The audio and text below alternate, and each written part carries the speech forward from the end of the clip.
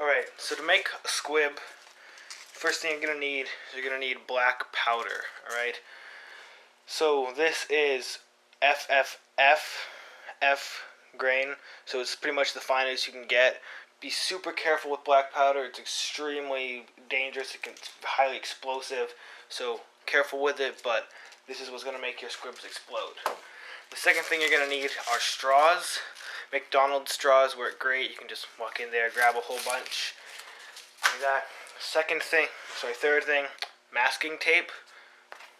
You can use other types of tape, but masking tape is the best type to use. Four, I'm losing count here, is some sort of thing to cut wire with, which brings me to the fifth thing you're going to need, which is some sort of copper wire. The best type of wire is this sort of stereo wire that you use, and depending on the thickness of your wire, you may need to tie a couple strands together, but just test out with different types of wires and you'll get the right length, thickness that you need. Okay, so your first step, you're going to want to take one of your straws, take it out of the stupid packaging, we'll just throw that away, we don't need it anymore. So you've got your straw, alright?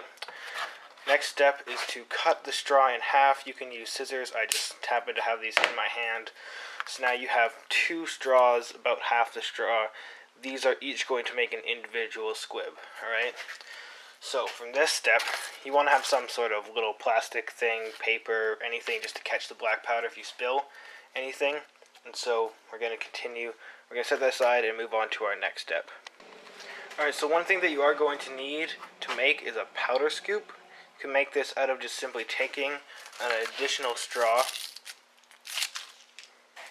giving it a slight bend in the end, and then gluing that down. And you want it to be about that far, so about like your first, from the last joint in your finger to the end, bend it about there, glue it, and that'll give you a good amount of powder. If you feel like it's going to be a little bit too much, you can always trim it down. Just work maybe with different sizes, you'll get one that works, alright?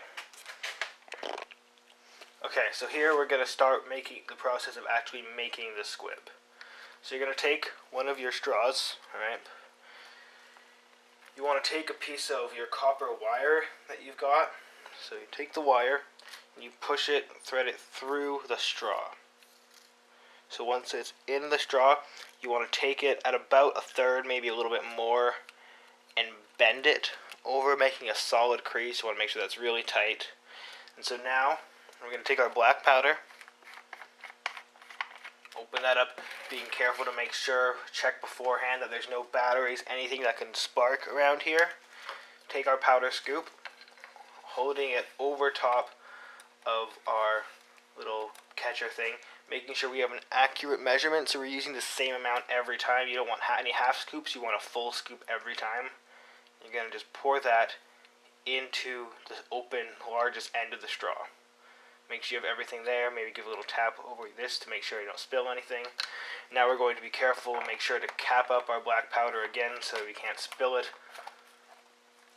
And move that over, and we're now done with that for the squib. So now, taking your squib, you just want to bend it right at where the black powder stops. You want to push it down really tight, tap out, make sure there's nothing left. So now you've got folded twice, so you have three parts of the straw and your wire sticking out of each end. You want to keep holding that really tight with your hands. This is when you tape your masking tape.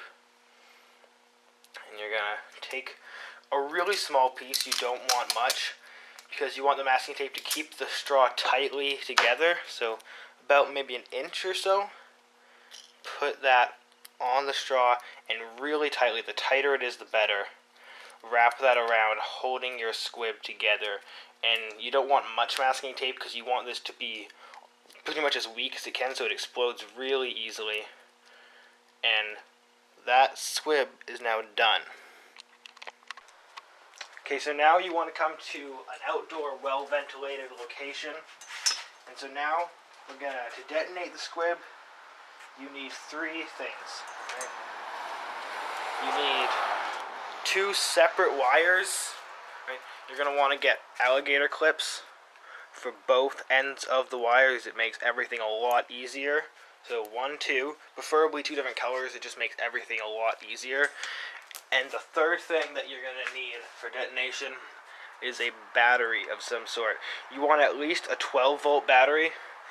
And car batteries work amazingly well. They will set your squib off every single time instantly, but they're expensive, large, bulky, and they can be quite dangerous. They can spark a lot. They have lots of volts and very high amperage. So one thing that works really well is actually the battery for a drill. They're often 12 volts. Make sure it's a 12-volt battery, and you just hook up your wires to the 2 ends there, and it'll set off your squib. Okay, so when it comes to hooking your squib up to the wires, first of all, you want to attach the wires to the squib before you hook anything up to the battery, so you have no chance in it exploding on you while it's in your hands. So you're going to take your squib, and you're going to take one end, and you want to connect it as close to the powder source as you can, so almost inside of the straws. You can see there how my alligator clip is connected very close to the wire. And same on the other side. It doesn't matter which end you connect these two, as long as they are connected to 2 separate ends and hooked on just like that. Okay, so now we're gonna do the first connection process. You're going to choose which wire at this point is going to stay connected to the battery and which is the wire you're going to be touching to the battery to set up your squib. So I'm going to connect my green wire here. And then when I'm ready to set off my squib, all I have to do is take this black wire and just touch it to the other end. Doesn't matter which end is connected, as long as they are both connected to 2 separate ends. And now, another really important point to make is with your squib, you need to be sure that the 2 wires are not touching each other, like your green wire and your black wire cannot be touching. It's really important that they are not touching, otherwise the squib will not set off properly. Alright, so when everything's ready and it's time to set off your squib, you just take this black wire and touch it to the battery.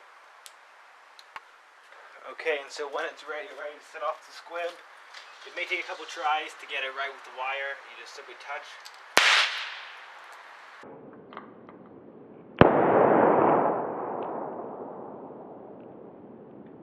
And it explodes. Alright, so now I'm going to show you how to make the fake blood that you're going to use with your squib if you are using them for blood hits.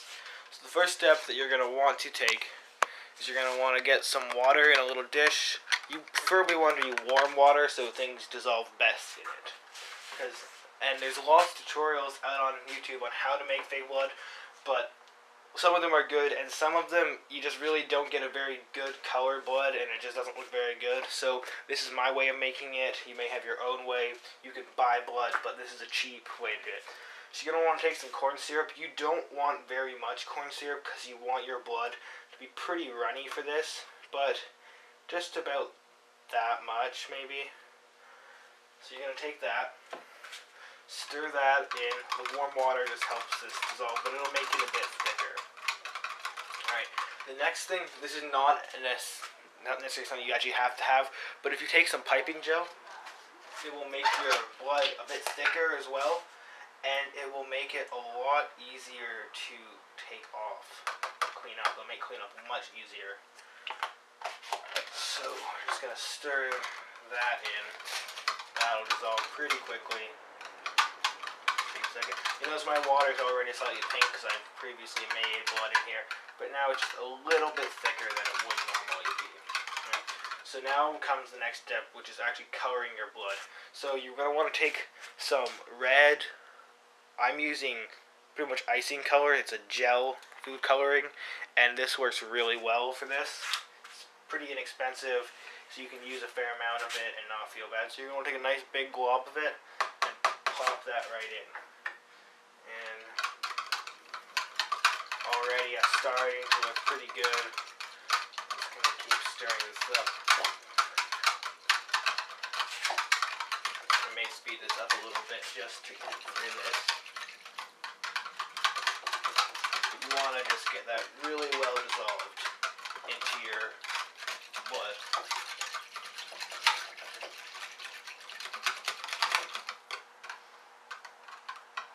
so now what we have is this.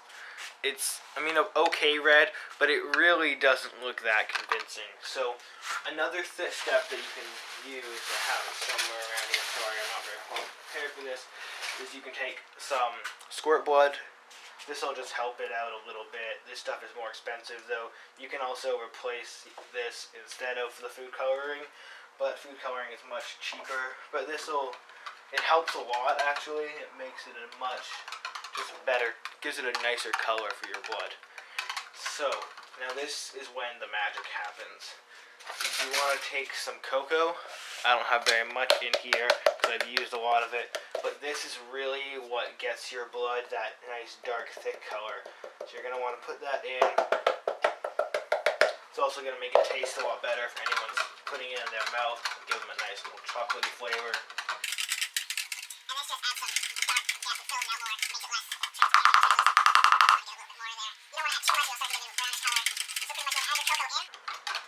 And then add a bit more of your blood red gel. And then with that, you get a nice thick consistency, nice dark blood red. You can see from the side, it's pretty good. Okay, so the next step of making the actual blood packet that the squib goes in is condoms. Yep. Pretty much, like, I'm sure there's other things you can use, but really these work best. If you don't feel comfortable going and buying condoms, there are other ways around it. You can go to youth clinics. I'm sure if you're at school, your counselors will be able to give them out. But pretty much condoms, doesn't matter if they're lubricated or not. So I'm going to take that open. Alright, so from that, I'm just going to open it up completely. And then you're simply going to take your blood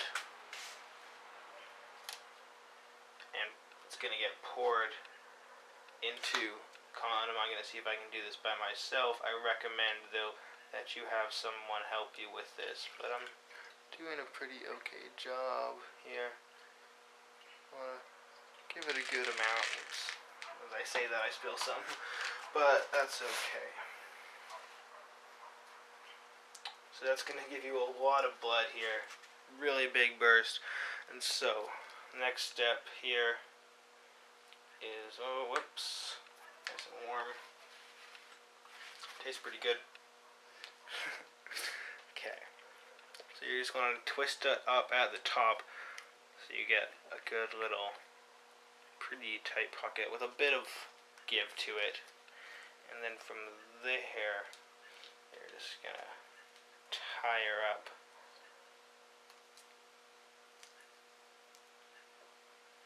Once you've got that tied, that is your finished blood packet. Alright, so this is how you're going to set up the squib to be attached onto your actor's body.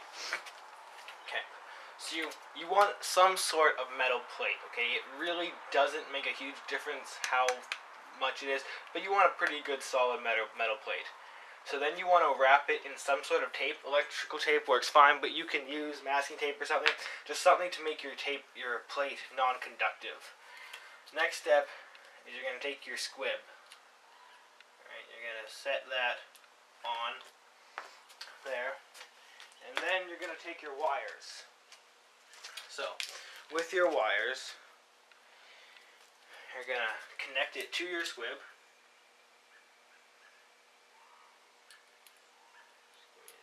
To get this on. Alright, so green wire is hooked on and black wire is hooked on. So once your wires are connected to your squib, you're going to take your masking tape and you're going to tape them to this metal plate.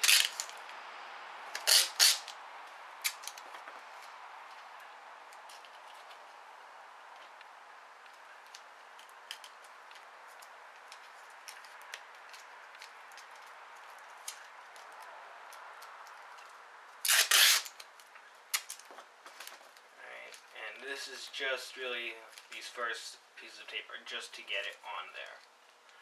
Alright, after you've done this, your next step is to check over your whole plate and make sure that there is no exposed metal showing of any sort from your wires. Because if there is, what's going to end up happening is that metal is going to get really hot like it's supposed to, and then it's going to end up melting your blood packet rather than exploding your squib. So that's not what you want. So then we're going to put the blood packet on top of here. Take some tape.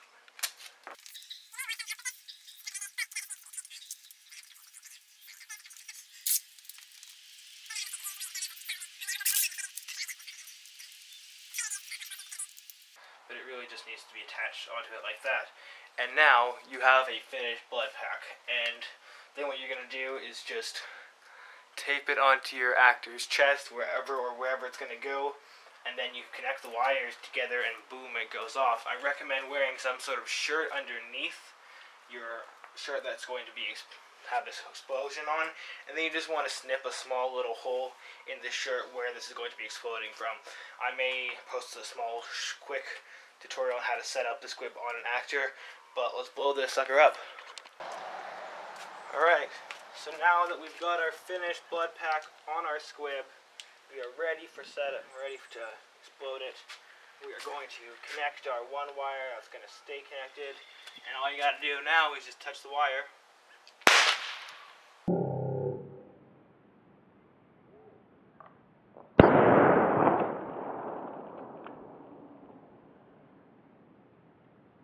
You get a nice explosion of blood. Alright, so that's pretty much what you end up with. You want to strap it to your actor. Make sure they have your consent before doing this. Don't just tell them it's going to do anything. It's going to smell pretty bad most likely because there is sulfur and black powder. But thanks for watching. Please subscribe. And if there's any other tutorials you would like, please just let me know in the comments down below. Alright, if you like this, please give it a like, comment, anything else. Alright, have a good day.